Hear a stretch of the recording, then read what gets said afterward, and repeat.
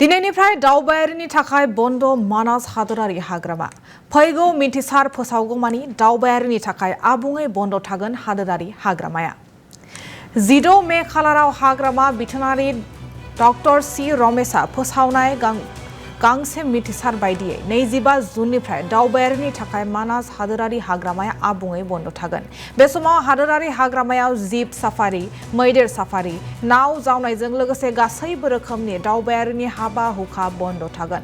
मख'जाथावना दि सोलिफु बोसोराव खमैबो 75,000 दावबायारि मानास हादोरारि हाग्रामा दावबायदोंमोन।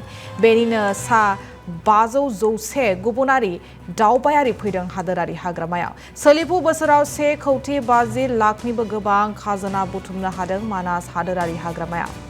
फैगौ मिथिसार फोसावगौमानि दावबायारिनि थाखाय बन्द थागोन हादोरारि हाग्रामाया आरो दिनैनिफ्राय दावबायारिनि थाखाय बन्द मानास हादोरारि हाग्रामा।